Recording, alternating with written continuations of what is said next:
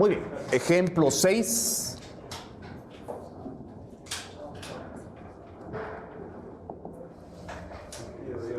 Bueno, dice tangente quinta secante 7.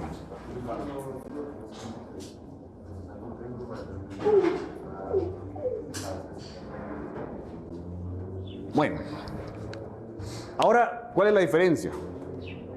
Ya habíamos, por lo que su compañero aquí hizo la observación, que claramente es esa la razón, el exponente ahora es par, ¿sí? Pero ahora aquí el exponente es impar, ¿sí? Entonces, ¿qué vamos a hacer ahora? Ahora lo que hacemos es lo siguiente. Vamos a separar tangente quinta y vamos a separar un factor de tangente y un factor de secante. Y aquí quedaría entonces tangente por secante. Aunque normalmente escribimos secante por tangente, ¿verdad?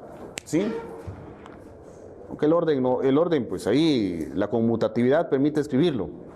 Pongámoslo como lo ponemos en la, creo que en la tabla lo tenemos secante por tangente.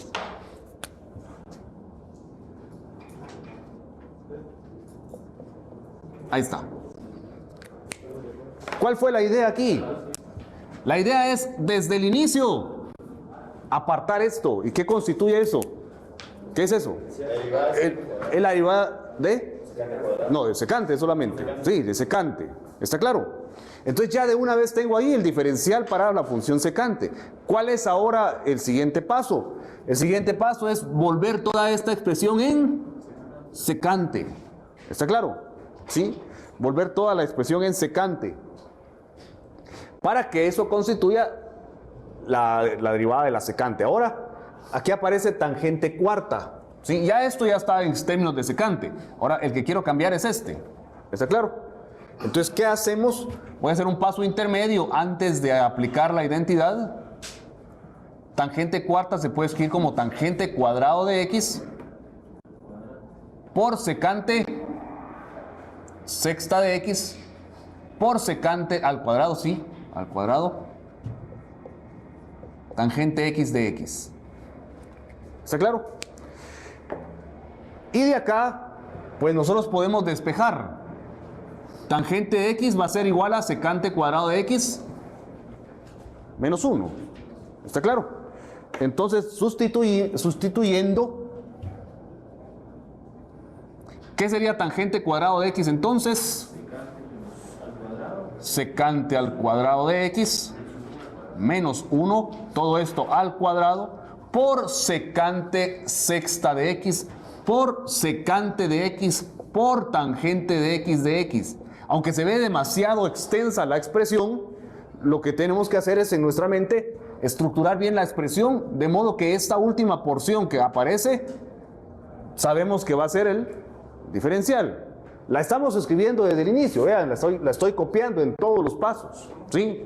Yo sé que la expresión se extendió bastante, pero porque ese diferencial pues tiene dos factores, ¿verdad? Secante y tangente. Pero solo los vengo copiando, yo sé que en un paso van a servir. ¿Está claro? Bien, ¿ahora qué hacemos? Sustitución, muy bien. ¿A quién escogemos como U? Ahora va a ser secante. ¿Sí? Oye, ahí quedó algo raro, ¿va? Pero no. Ese es el ejercicio pasado, ¿va? Eso es del ejercicio pasado. ¿Quién es el diferencial de secante? Secante de x por tangente x. Por dx. Muy bien. Dícteme, pues, ¿cómo quedaría la sustitución entonces? Integral de u cuadrado menos 1 al cuadrado, muy bien. ¿Qué más? U a la sexta. Y toda esta expresión que está acá, que desde el inicio la apartamos, va a ser ahora el diferencial. ¿Sí? ¿Qué hacemos ahora para resolverlo? Multipliquemos acá, expandamos todo este binomio al cuadrado, multipliquemos por u a la 6, quedaría entonces u cuadrado al cuadrado u a la cuarta, por u a la sexta u a la 10. ¿Sí? ¿Sí, verdad? Se copia la base, se suman exponentes. Bien. Ahora, 2 veces u cuadrado por menos 1, eso es menos 2u cuadrado. Por u a la sexta, menos 2u a la 8. Muy bien. Luego, menos 1 al cuadrado es 1. Por u a la sexta, u a la sexta. Por du, ahora se convirtió en una expresión polinomial. Aplicamos la regla de la potencia para resolverla. ¿Quién sería la primitiva de u a la 10? 1/11 de u a la 11. 2/9 de u a la 9. Más 1/7 de u a la 7. Y ahora aparece una constante de integración, ¿sí? Ya no aparece el operador, que era lo que les estaba diciendo en el ejemplo pasado. Ahora ya no aparece el operador de integral. Tampoco aparece el diferencial, pero ahora aparece una constante de integración. Y la primitiva de la función, por supuesto. Pero en términos de u. Entonces, ¿ahora qué tenemos que hacer? Restituir la variable. Donde diga u, vamos a escribir secante de x. Eso es 1/11 de la secante de x a la 11. ¿Sí? No sé si se mira bien eso ahí. Vamos a ponerlo mejor de otra forma. Se ve, pareciera doble primado ahí. Secante de x a la 11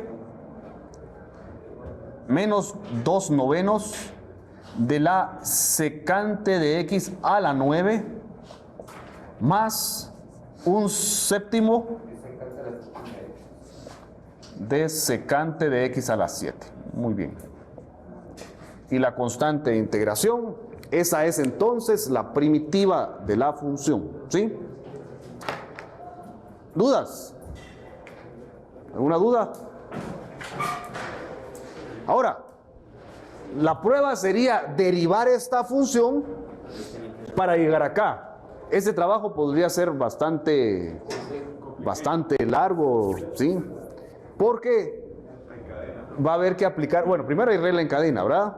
De ahí hay que hacer algunos factores comunes y probablemente haya que aplicar algunas identidades trigonométricas, ¿sí? Para poder llegar acá, a demostrar qué es esto. Pero si hicimos los pasos correctamente, debería ser eso la primitiva, ¿sí? Ingeniero, o sea que básicamente esta era la función original, digamos. Esta es la función original que al derivarla produjo tangente quinta, secante séptima, ¿sí? Eso ya a ustedes para que lo prueben, ¿sí? Para que verifiquen. Tal vez derivarlo no va a ser difícil, ¿verdad? Solo la regla en cadena la que hay que aplicar. La parte laboriosa tal vez va a ser llegar a convertirlo en esto, ¿sí? Va a haber que aplicar algunas identidades trigonométricas y algún factor común. Bueno, ¿dudas? No. Bien, miren, entonces, si tienen su libro, ¿verdad? Eso está en la sección 7.2 del libro. Ahí van a encontrar ustedes unos cuadros, un pequeño resumen en donde hay una especie como de algoritmo o chivo, ¿verdad? Para saber si separar, por ejemplo acá, ¿cómo saber si separábamos secante cuadrado? Borré la original, ¿verdad? La original decía tangente sexta, secante cuarta de x, ¿sí? Esa era la original. Entonces, ¿quién dirigió ahí haber separado secante cuadrado? Que esto era par, ¿sí? Y acá, en este caso, ¿por qué razón separamos en secante de x por tangente de x? Entonces, en este caso, ¿sí? Aquí dice, ¿verdad? Si la potencia de tangente es impar, entonces extraemos un factor secante por tangente, ¿sí? En este caso es porque la tangente era impar, ¿sí? ¿Está claro? Porque al extraer uno de tangente, ya secante no importa, porque secante solo se vino copiando. El que importaba era el de tangente. Siendo impar el de tangente, entonces yo necesito separar uno de tangente para quedarme con un exponente par. y así poder utilizar la identidad. ¿Está claro? Luego dice acá, vamos a ver, solamente. Dice, ¿va? Para otros casos no hay guías claras, dice, podemos necesitar otras identidades o integración por partes, que sería la otra alternativa, ¿va? ¿Sí? O un poco de ingenio, dice el libro. Ya vieron. Entonces, ¿se acuerdan que les dije ayer, verdad? Creatividad les dije ayer, ¿verdad? Pero esa creatividad la van a desarrollar solo al hacer práctica y práctica y práctica y práctica. Entonces ahí tienen ustedes suficientes ejercicios para empezar a practicar. Ya les voy a decir de las fotocopias que ustedes tienen, cuáles son los que... ¿Quiénes tienen ya esas copias? ¿Quiénes sacaron las copias? Hay muy pocos. Muy pocos, solo los mismos que fueron a sacarla aquella mañana. Miren, hay que hacerlo, sí, hay que hacerlo. Yo les pregunté si qué se les hacía más fácil, si tenerlo impreso o tenerlas en digital. Impresas es más cómodo porque las pueden cargar de arriba para abajo. De todos modos, yo se las escaneé y están en el GES, sí. Entonces, para que los tengan a la mano también, sí. Ahí no hay excusa, ¿verdad? Vaya. Vamos a trabajar algunas otras integrales. Ya tenemos la de la tangente, ¿verdad? ¿Se acuerdan? En la tabla dedujimos la de la tangente, ¿sí?